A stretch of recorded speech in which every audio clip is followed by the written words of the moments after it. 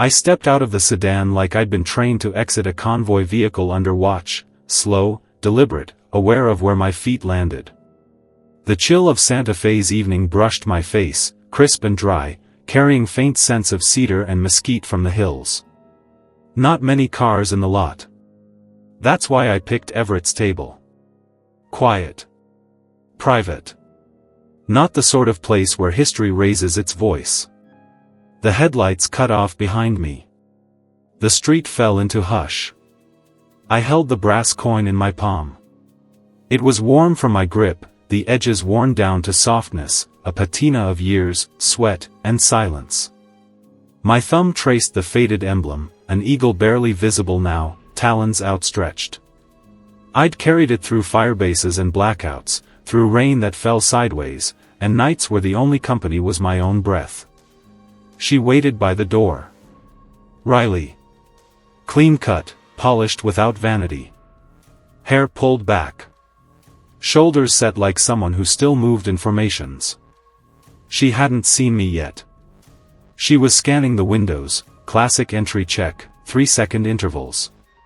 I used to do the same, before bones started grinding and dreams took their own command. I walked up. Quiet steps. No surprises. She turned when I was close enough to speak but not close enough to corner. Reilly, I said. My voice was more gravel now than gravel had a right to be. She nodded once. No hug. That was fine. We weren't that kind. I placed the coin in her hand. She looked down at it. Said nothing. Just held it. That was enough. It was your uncle's, I said. He didn't make it back from Cunner. But if he saw you now, he'd be proud. This isn't about war. It's about choice. When everyone else looks away, what do you do? She didn't blink. Just gave one small nod, pocketed the coin like it was sacred, which it was, and opened the door. Everett's table was low-lit. White cloth. Glassware like breath. No music. Only the hush of voices, silverware whispering across porcelain. She stepped in first. I stayed behind, leaning against the stucco wall for just a moment, watching through the glass. A man in a suit rose, laughing too loud. 3 of them. Suits without purpose. Drunk on entitlement and some job Mason inherited. Then it happened. A hand gripped her wrist. You made one too many jokes, the man hissed. 3 of us. 1 of you. Let's see what war tastes like in a wine bar. Reilly didn't flinch. Let go, she said. They didn't. Another leaned in. Breath thick with whiskey and bravado. And what are you going to do about it? He had no idea. She once freed 6 hostages with a shattered shoulder and a half-spent clip. I'd seen the report. Filed under unconfirmed heroics. But that night, they were about to see it for themselves. Earlier that day, Reilly Straoud signed the last page of her separation paperwork with a pen that clicked too loudly in the silent office. The sergeant behind the desk offered a stiff nod, no handshake, no small talk. 6 deployments. Tier 2 designation. Decorations she didn't wear. Commendations she never claimed. The final op was redacted even from internal files. There were no flags. No brass bands. Just a beige hallway that smelled like burnt coffee and disuse. And a silence that pressed like weight. By the time she reached Everett's table, she'd already been walking through a kind of ghost world. Civilians laughed at nothing on their phones. A young couple argued over a wine list in front of the restaurant. Inside, a server polished stemware as if something sacred depended on it. She wore a dress, charcoal gray, sleeveless, mid-calf. It fit like discipline. Her boots were flat, black, civilian on the outside. Tactical underneath. She chose booth 9. Back to the wall. Clear sightline to both exits. kitchen door in her left peripheral. Her clutch sat on the seat beside her, hand resting on it, not for vanity, but proximity. The menu was printed on bone-white cardstock. She didn't read it. She wasn't there for food. That table was a goodbye. A ritual more than a meal. One last sit-down to mark the end of her watch. Then they walked in. Mason Burke entered first, tall, red-faced, skin that glowed the kind of pink that came from overconfidence and inherited wealth. His suit fit like armor, badly tailored and expensive. Luke Carr trailed behind him, jittery, mouth always in motion. Des Reynolds brought up the rear, wiry and angular, his laugh like a blade scraping tile. They took a table 2 over. Loud. Ordering scotch like they were storming Normandy. Toasting a promotion Mason hadn't earned but received nonetheless. His father had brokered the deal. A title without meaning, a corner office with a view, and enough delusion to believe he deserved it. Mason spotted Reilly. No ring. Alone. Calm.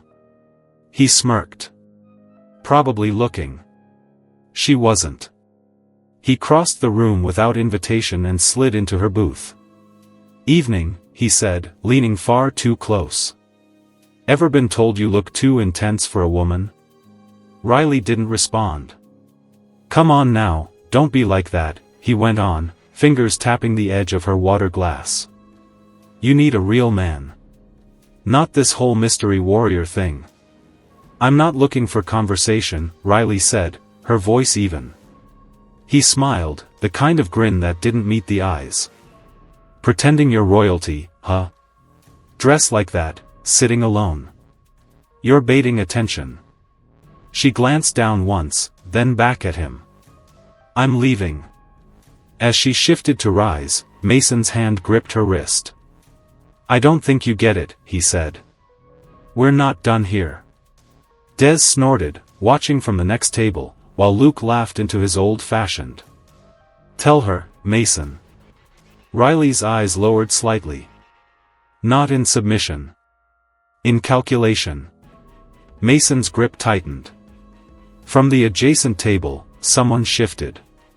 A man in a checkered shirt, late 60s, thick hands, a scar running along his temple, pushed his plate aside. He stood.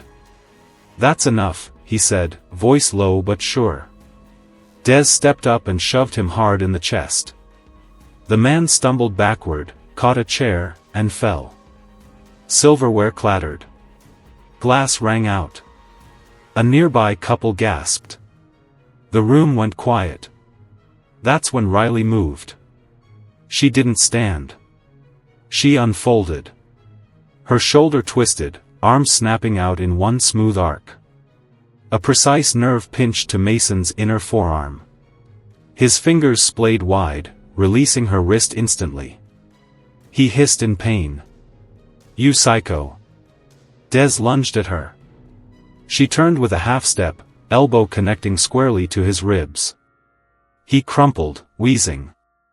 Luke surged forward, mouth open in some kind of protest. Reilly caught the metal water cup with her left hand and flicked it.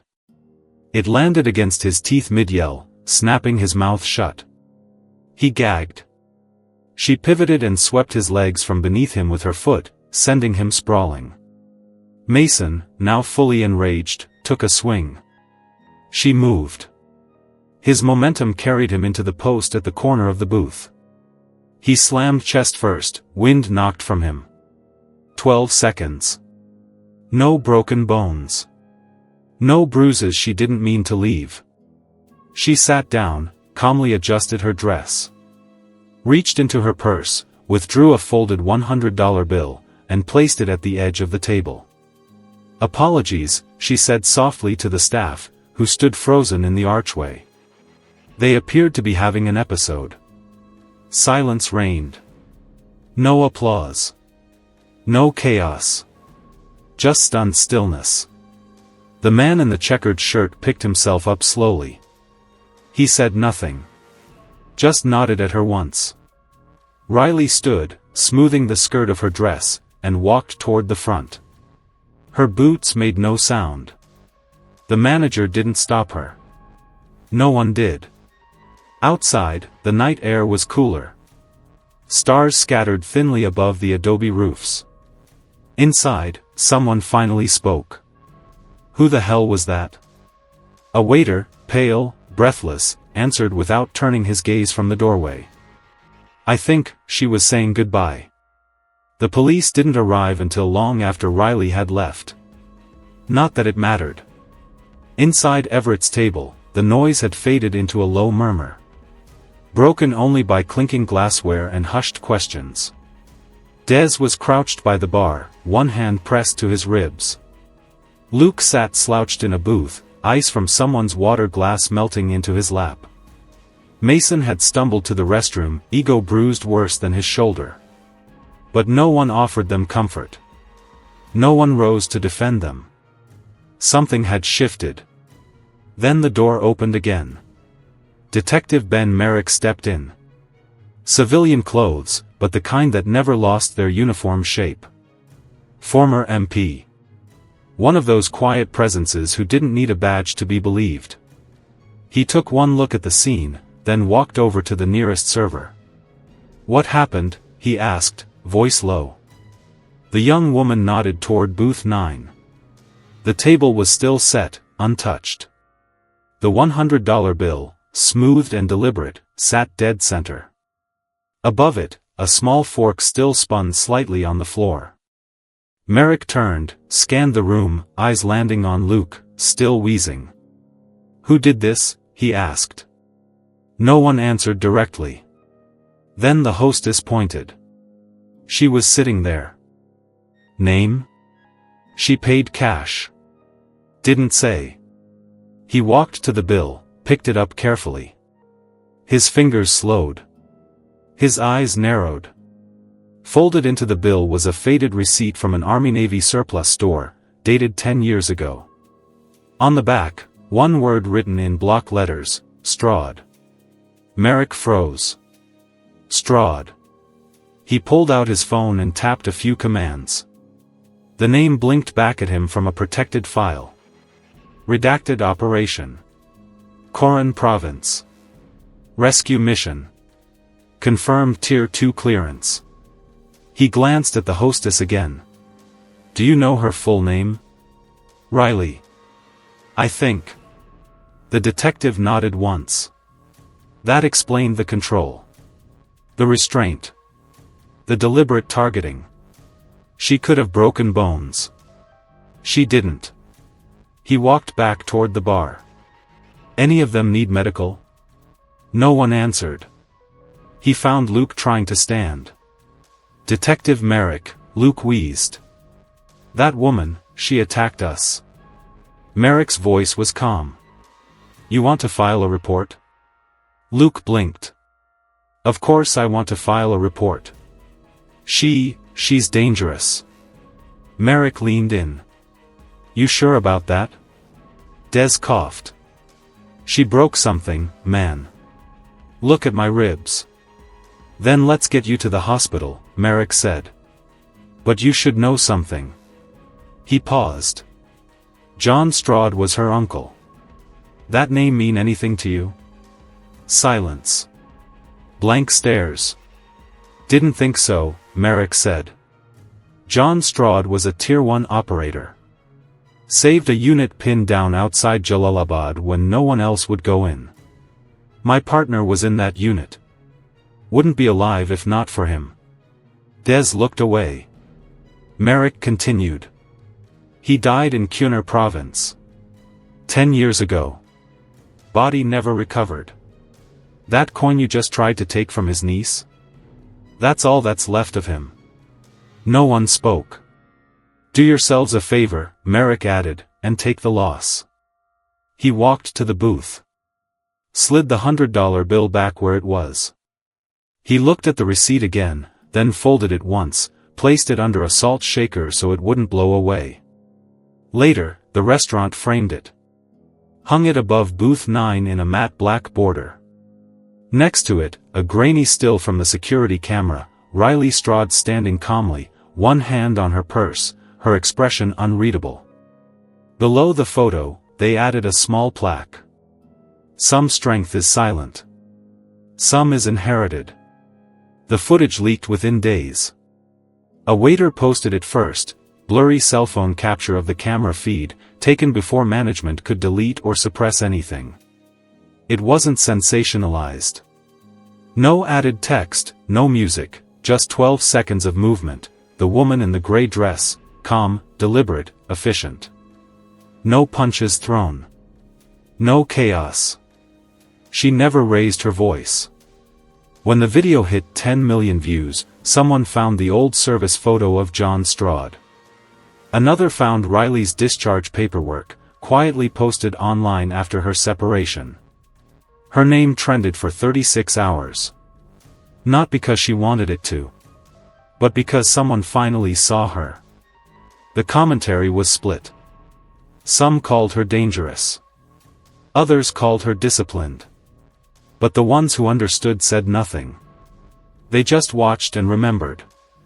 One comment rose above the rest, pinned by a former Air Force medic. She gave them every chance to walk away. They didn't. What you're seeing isn't aggression. It's grace under siege. 2 weeks passed. Then a check arrived at the office of Lieutenant Colonel Jamila Cortez, head of selection for the Special Warfare School in North Carolina. The sender, anonymous. The note, one line. Use this for the women who don't get a second chance. Attached was a trust document. The grant was formalized within days, the Valor Legacy Fund, John and Reilly Straoud. It covered training scholarships for women applying to elite military and paramilitary programs, especially those with non-traditional backgrounds. When a reporter tried to contact Reilly, no one could find her. She'd left Santa Fe that same night. No social media. No public statement. It was Sarah Donner, one of her former teammates from a long-buried operation in Ghazni, who finally heard from her. A message scrawled on an unlined card. Mailed from Taos. No return address. Not running. Just moving forward. That was the last goodbye. Now it's time to teach. She signed it simply, R. Months later, in a corner gym tucked into the industrial belt of eastern Colorado Springs, a new nonprofit opened its doors. Redline. A self-defense and close-quarters training center run by veterans. No contracts. No frills. Just steel, sweat, and silence. Reilly didn't advertise it. Didn't list her name on the paperwork. But the first week, a dozen women showed up, nurses, teachers, a former firefighter, one parole officer, and 2 single moms. No one asked about credentials. But word spread. The training was rigorous. Not martial arts. Not boxing. Something else. The kind of movement that made no noise, left no bruises, but ended things. Reilly taught without flourish. No shouted commands. Just exactitude. You moved how she showed you, or you moved wrong. Once, a young woman, probably 23, with a tired face and nervous hands, stayed after class. Everyone else had cleared out. The gym was quiet. She asked, "How do you stay calm?" Reilly paused. She was wiping down mats. Didn't look up. "It's not about how strong you are," she said after a moment. "It's knowing when to be strong. And when to stop." The girl nodded like she understood. But something in her eyes shifted. A wire straightened. Later that night, Reilly sat in the corner of the gym. Alone. Lights off. Just the moonlight falling across the floor. She took the coin from her pocket. Ran her thumb across it. The silence held. Then, gently, she placed the coin on the mat in front of her. Like it could listen. "I passed it on," she whispered. No reply. Only the sound of wind against aluminum siding. A dog barked somewhere down the block. The echo of passing tires. But the air felt lighter. Autumn turned the city brittle. Branches stripped bare overnight. Wind carving its way down alleys and across forgotten lots. The kind of season that reminded you how thin the skin of comfort really was. Inside Redline, the hum of heaters filled the silence. Reilly stood across from the mirror wall, not looking at herself. Just breathing. Her movements had changed. Slower now. Tighter. Not out of weakness, out of purpose. The old fire was still there, but it had become tempered. Directed. Everything about her, from stance to silence, said, "This isn't about war anymore. It's about warning." That night, a woman named Kiara walked in. Late 30s. Short braid, shoulders hunched. She didn't sign the waiver right away. Just stood by the wall, watching the others move. Reilly noticed the way Kiara tracked exits. The way she didn't flinch when someone dropped a weight. But also the way she never met anyone's eyes. Reilly didn't ask questions. Just nodded once. Gave her space. By week's end, Kiara was staying after every session. She didn't talk much. But her punches got cleaner. Her footwork steadier. Something deep inside her, whatever it was, had begun to settle. Or maybe uncoil. Then came the call. It was a Friday night. Rain tracing lines across the Redline sign. Reilly stood alone, locking the main door, when a black SUV pulled up without headlights. Two men stepped out. Civilian clothes. Tucked shirts, flat stances. Not amateurs. One spoke. "Ms. Straoud. We'd like a moment of your time." Reilly didn't respond. She just waited. The man offered a small card. "We're from the department civilian liaison team. Not intelligence. Not military." "Then why are you here?" "We're tracking a pattern. Women who were once considered unsuited for certain paths. Now forming new lanes. Unofficial ones. You've been cited in at least 4 applications to programs that previously rejected their profiles." He paused. "You're creating a shadow pipeline. Without permission." Reilly looked at the card. "Didn't take it." "So what?" "We'd like you to formalize it." That made her blink. He continued. "Train instructors. Certify techniques. Build something that lasts. And if I don't? We'll keep watching. Quietly. Respectfully. But this could be more." Reilly's eyes narrowed. Not in fear. In memory. She said nothing. The men left without pressing. The SUV rolled away like it had never been there. The next morning, she was back on the mat. Kiara helped set up the stations. No one mentioned the visit. But that night, Reilly stood alone again in the locker room. Opened her old duffel for the first time in months. Inside, everything still sat the way she'd left it. Her final uniform. A patch from her uncle's unit. One sealed envelope. She removed the patch. Placed it flat against her palm. Then, for the first time in a decade, she spoke his name aloud. Uncle John. The word didn't echo. But it stayed. She turned the patch over, saw the initials he had stitched himself into the back fabric, JRS. Something clicked. She pulled out her phone. Dialed a number she hadn't used in 5 years. "Ben Merrick," the voice said. "It's Reilly." A pause. Then, "Been a long time.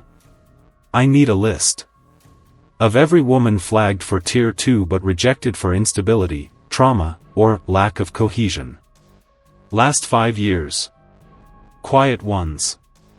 No media trails." Merrick didn't ask why. He just said, "I'll send what I have." She hung up. By the end of the week, she had 7 names. 3 local. 4 scattered. All quietly dropped from programs where they'd nearly qualified. She began writing them. Not emails. Letters. Handwritten. Personal. Not recruiting. Inviting. The letters worked. Not quickly. Not all at once. But one by one, the women came. They didn't arrive in packs. They came alone, quiet and unsure. Brought with them stories not easily spoken, half-filled journals, sealed files, burns that healed without scarring but never stopped aching. There was Lena, discharged for emotional unreliability after stabilizing a child trauma seen better than any first responder. There was Noor, a former analyst who spoke 5 languages but was told her voice was too cold for leadership. And there was Eva, who'd once pulled a wounded instructor from a collapsed structure in the dark, only to be dismissed 2 weeks later for failure to adapt. Reilly didn't offer them redemption. She offered a mirror. And a mat. Redline changed. It expanded. Slowly. 1 room became 2. Then came the forged pipe pull-up bar in the back, welded by a local welder who asked no questions. A climbing wall made from salvaged wood. Sandbags with no labels. Ropes that hurt your hands until your hands stopped caring.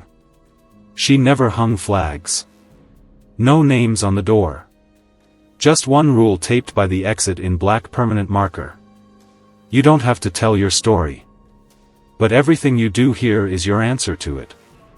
Then, one day, the door opened again, and someone she didn't expect walked in. Detective Ben Merrick. He looked older. Not broken, just used. He held something in his hands. A shadow box. Framed wood. Inside it, a photo of John Straoud, taken in Cunner 6 weeks before he went dark. Next to it, the commendation letter Reilly had never seen. And next to that, the coin. Not her coin. His. A second one. I had this, Merrick said. Kept it after Jalalabad. Your uncle gave it to my partner, who gave it to me before he passed. Said it belonged to someone who knew how to move through chaos without dragging the chaos behind them. Reilly didn't speak. He stepped forward. Laid the box on the counter beside the gear rack. Thought it was time it came home. Then, before she could answer, he nodded once and left. The silence afterward was full. Not empty. She stared at the box for a long time. Let the past come. Let it sit. Then she took the coin from the frame. Not to keep. To copy. Days later, she began making them. Small brass coins. Unmarked. Unnamed. Each one hand-smoothed. Each one passed silently at the end of training to those who didn't ask for recognition but stood tall in moments when others stepped back. There was no ceremony. Just eye contact. A single touch. And a whispered phrase Reilly never wrote down, never taught aloud, but every woman learned. When others look away, you look in. By the start of winter, Redline was full. Too full. So they began moving outward. Pop-up sessions in Denver, Phoenix, El Paso.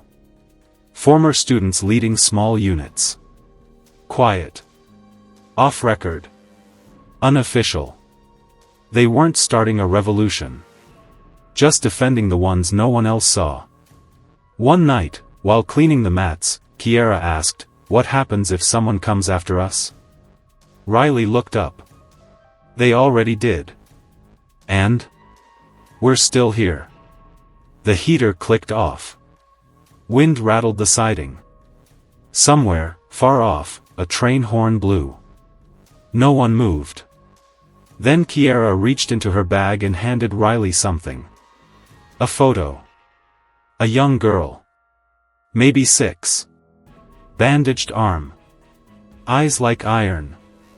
Caption scribbled on the back, she got away. Reilly looked at it, then nodded. Good. That night, she sat on the floor alone. No coin in her hand. No memories in motion. Just breath. And the sound of nothing needing to be said. The plaque above booth 9 at Everett's table stayed there. Years passed. The frame faded. The ink dulled. But no one touched it. Tourists sometimes asked about the woman in the photo. The manager would nod toward it and say, "She taught a lesson without raising her voice." That was all they needed to know. The video disappeared from social media eventually. Copyright claims. Complaints. But those who saw it remembered. And those who trained under her, at Redline, in borrowed gyms, in parking lots at dawn, never forgot the silence she carried, or the strength underneath it. The Valor Legacy Fund grew. Donors appeared quietly, an admiral's widow, a corporate VP who once served in Air Force pararescue, a teacher whose sister had found her voice at Redline. None asked for credit. 6 years after the incident at Everett's table, Reilly was offered a medal from a Veterans Leadership Council. She declined. But she sent a letter. Just one paragraph. "The strongest things I've ever seen didn't speak. They endured. The women I train don't need medals. They need chances. If you want to honor someone, give them that." The council named a new category, the Silent Heirloom Citation. Awarded not for valor in action, but for quiet, inherited courage. Passed from one to another in moments no one else sees. And sometimes, late at night, at a quiet restaurant in Santa Fe, a server will glance at booth 9 and remember the woman who didn't ask to be remembered. And who was anyway? Because someone finally looked in.